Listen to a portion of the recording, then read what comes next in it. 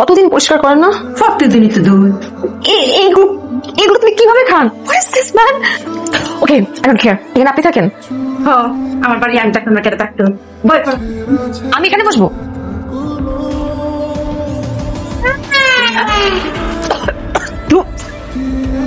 দোলা, এটা বেড নাকি আরো কিছু? এত দোলা কেন এখানে? এই যে পরিষ্কার করে দিচ্ছ। কিসের পরিষ্কার? এতগুলো দোলা হচ্ছে আমার গায়ে, আমার অ্যালার্জি হয়ে যাবে তো। আমার ডাস্ট এলার্জি জানেন না? আমার হাতটা ক্লিন করতে হবে। আমার বসতে হবে না, আমি কিন্তু পারফেক্ট আছি। বল। হ্যাঁ, সরি, ঈশা আম্বানি। বল। আম্বানি মায়া। ওকে, এই যে তোমার যে হাতের ময়লা, এই যে কাপড়ের ময়লার কথা যে কইলা, এই তো কইলাম দুইলে জায়গা, কিন্তু মনের ভিতরে যে ময়লা আছে এতে কি দুইয়া পরিষ্কার করুন যাইবো? মনের ভিতরে ময়লা থেকে আসবে? আজব তো।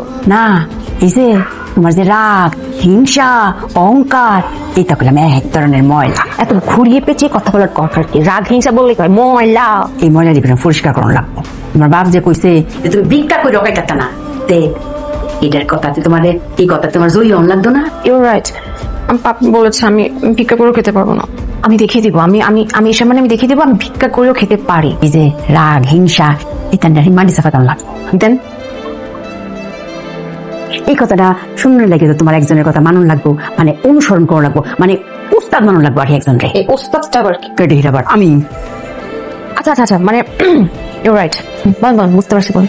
মায়া, কয়টা ভিক্ষা দে, কয়দিন ধরে পেটে বুক, তাই না? কয়টা টিয়া দেন। না, আমি আনিতে পারবো না। এত কিছু একবারে বলে তো মনে থাকবে না, আমি তো মুখস্থ করতে হবে, তাই না? রাইতের মধ্যে বালা হইরা চেষ্টা করো, দেখাল হাতে আমরা নাম। হ্যাঁ, ঠিক আছে।